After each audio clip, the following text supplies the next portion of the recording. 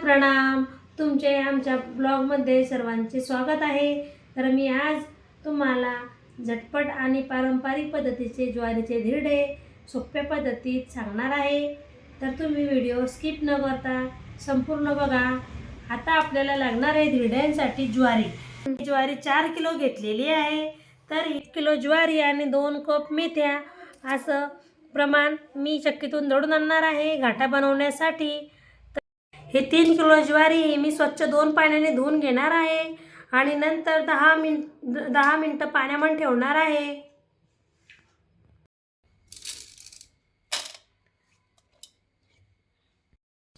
मी ही ज्वारी आता सर्व मिक्सरमधून काढून घेतलेली आहे.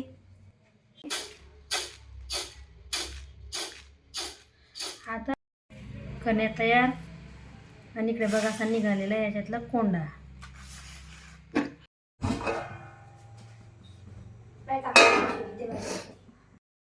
मी आता घाटा करण्यासाठी पाणी गरम करण्यासाठी ठेवलेलं आहे आणि या कण्या मी 2-3 पाण्याने धुवून घेणार आहे.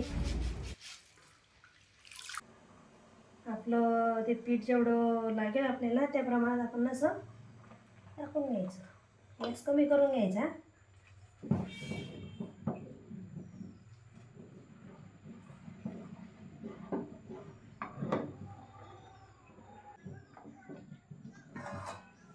मग पीठ कधी उरलं ते बनवून घेतो.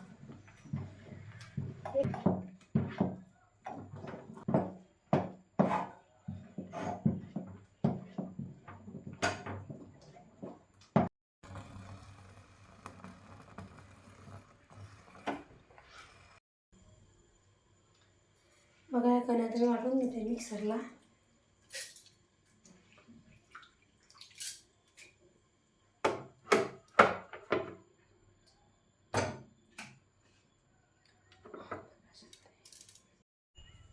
बघा अशा पद्धतीने वाटलेले आहे कण्या. त्यासाठी घेतला डब्बा आहे. मी सर्व मिश्रण बघा सर्व कण्या वाटून घेतल्या आणि घाटा पण केलेला. मी हे सर्व मिश्रण दोघं मिश्रण मी एकत्र करून ठेवलेलं आहे.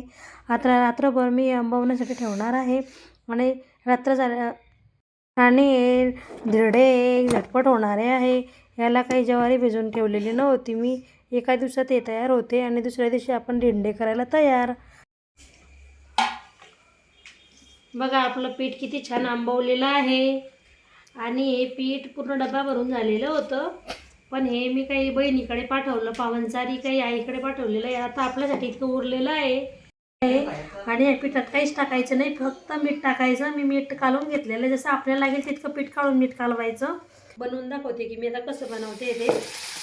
नॉनस्टिकचा तवा घ्यायचा आणि बघा असं जास्त पतलं नाही करायचं, आकाराच्या डोसेसारखं बनवायचं आणि नंतर असं झाकण ठेवून द्यायचं थोडा 5 मिनटं. आपल्याला जर तिखट खायचे असतील तर आपण हिरवी मिरची, लसूण आणि जिरं याची पेस्ट पण टाकू शकतो. आता मी त्यावर थोडं तेल टाकून घेते. झाकण काढलं की परत थोडा वेळ होऊ द्यायचं, म्हणजे ते चिटकत नाही.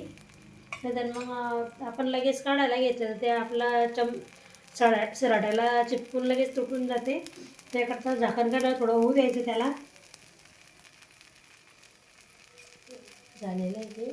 आता बघा असं एकदम काहीच नाही म्हणजे होते ते डोश्यासारखं. बघा असं पलटून घ्यायचं. मी एका साईडनं झालेलं, एका साईडनं होऊ द्यायचं. आता त्याला आता मी त्यावर टाकून घेणार आहे गूळ. असं गरम गरम गूळ टाकला ना तर एकदम भारी असं पाणी होऊन जाते गुळाचं आणि खूप भारी चव लागते त्याची.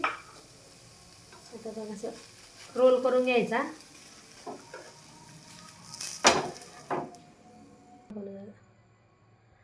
बघा असे तयार झालेले धिरडे आणि त्याच्यामध्ये मी गूळ आणि तेल टाकून घेतलेले आहे अगोदरच, नंतर रोल बनवलेला आहे. तुम्ही पण माझी रेसिपी बघा आणि माझ्यासारखे तुम्ही पौष महिन्यामध्ये धिरडे बनवून खा. पारंपरिक पद्धतीने आणि जुनी पद्धत आहे ते तुम्ही नक्की बनवून बघा. तुमच्या घरी सर्वांना आवडेल ना. आमच्या घरी पण सर्वांना आवडता, म्हणून मी पौष महिना लागला की हे धिरडे ते बनवते. 12 महिन्यातून एकदा बनवू शकतो आणि ते खायला पण भारी लागतात. तर तुम्ही पण नक्की बनवून बघा आणि मला कमेंटमध्ये सांगा की कसे लागले तुम्हाला पण दिंडे. नाहीतर मग या आमच्याकडे सर्वजण दिंडे खायला.